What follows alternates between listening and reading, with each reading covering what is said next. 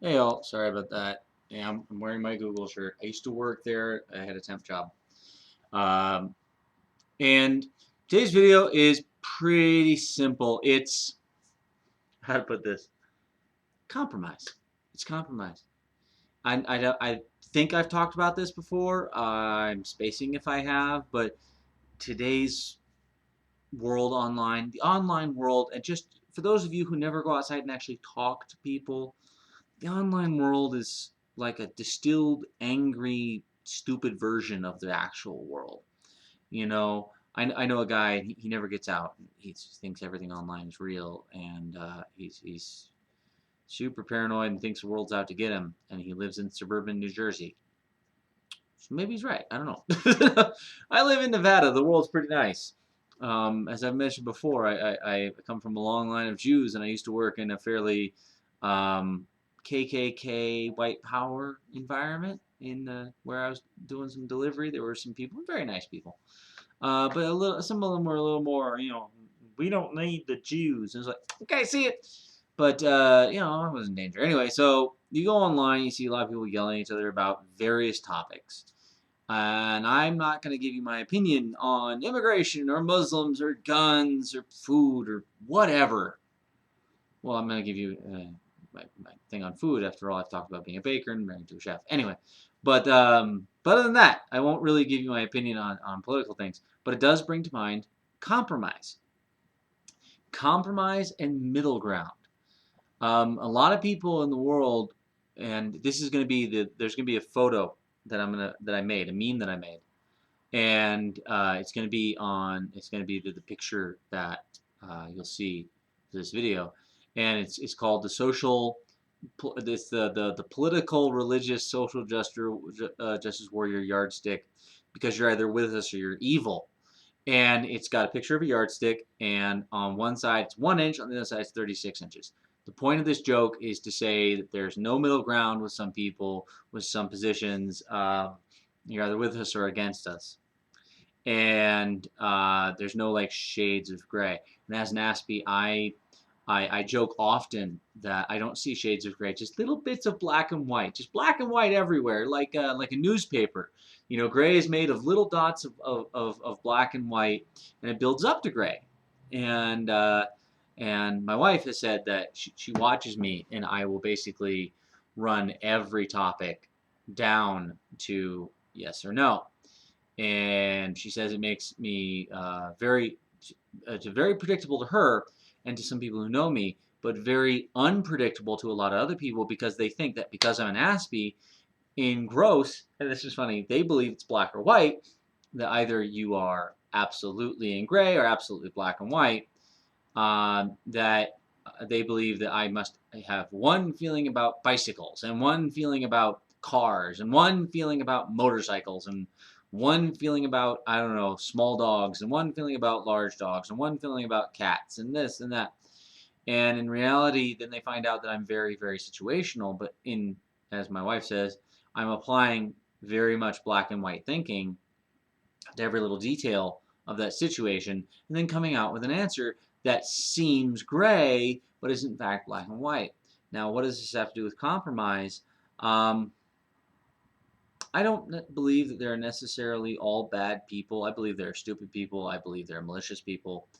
There are very few purely good and very few purely evil. Think of it like a normal distribution. You probably had that in mathematics, and the normal distribution, and the sigma difference. How many fars away, and Six Sigma means that almost everything below to one side or the other.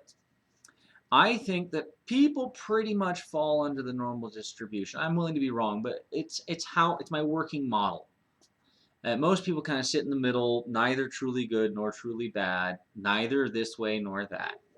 That people are complicated, and it took me a very long time to come to this. I used to believe that people were very, very simple. I was right, but for the wrong reasons. Um, People are very, very simple, but not in the way you'd think. My wife is incredibly predictable, but nobody else can predict her because, in general, she follows 4 or 5 trends. And when I stopped thinking about things being absolutes and started thinking about things being probabilities, then it became a lot easier. Now I know some of you Aspies out there, and some of you NTs maybe, but definitely some of you Aspies have studied quantum physics. And quantum physics, it deals with probabilities and collapsing probability waves. And I tend to think about the world that way nowadays. I didn't used to, but I tend to now. It's been working for me better. I wouldn't say it's absolutely working or if it's even a good idea, but it's better than the old method. There probably will be a better method in 20 years, but I'll be 57 and too too old to really use it. Anyway, compromise is the idea that when NTs think that Aspies see in only black and white, and Aspies think that NTs see in only gray, and that neither one can understand the other. And Scott Adams, the Dilbert creator, is a student of manipulation and of showmanship and a few other things, and also apparently a trained hypnotist.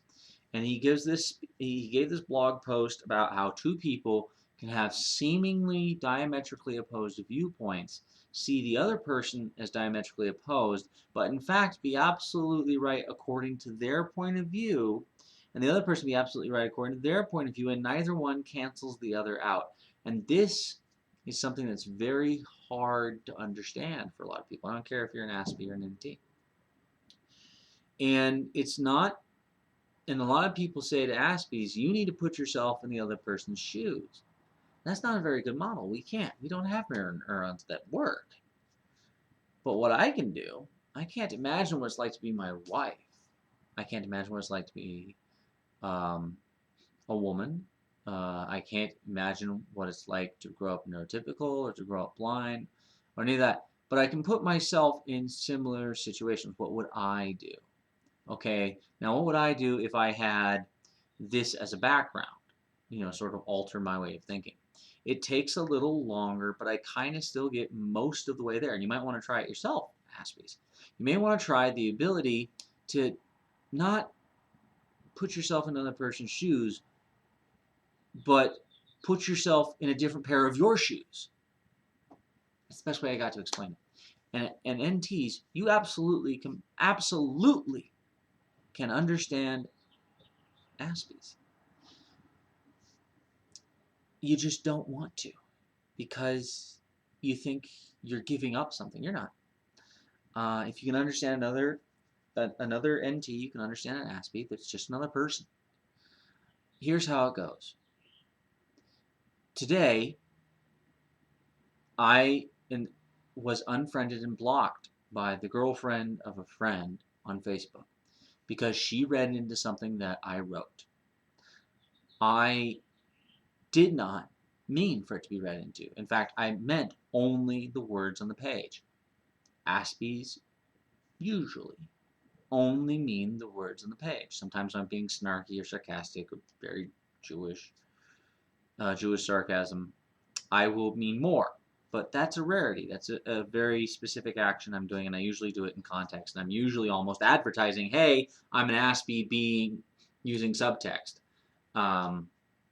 But almost all the time that I write, almost all the time that I speak, unless I specifically say it otherwise, I mean exactly what I say and nothing more. Aspies that I've met often do this, mean only what they say. Now some, you think you're reading into them because they don't know what they mean. They're writing what they think they mean, but in fact they don't know. And I've done this, and I'm sure everyone has. Aspie NT. We've written what we think we know, but we don't. In Aspies, we know eventually, hopefully, eventually, that neurotypicals mean more than they say.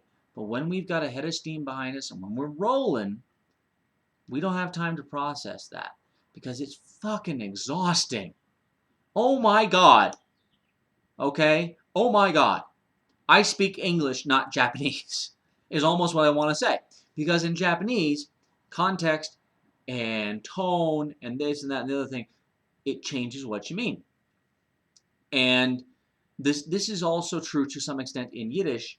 And coming from a Jewish family, I grew up with many words that have multiple meanings similar related meanings, but multiple meanings depending upon how they're used in a sentence and depending upon how they're used in context and how they're enunciated and a few other things. So I'm familiar with the concept. I didn't even realize until I was in my mid to late 20s that I was already familiar with the concept. It was just something that was a part of me, and then I sat down and went, oh, wait a minute. In Yiddish, we do this too. And so I'm sure there's actually a lot of people who are multilingual or pseudolingual, pseudo-multilingual, who may come from languages that do have that kind of property. And if you're trained in language, then you're trained in the verbal application of it. Maybe not necessarily the written application. Writing is much harder. People have talked about how in text and writing it's much harder to convey context, vocal tone, pacing, pronunciation, all of that kind of thing. And itch.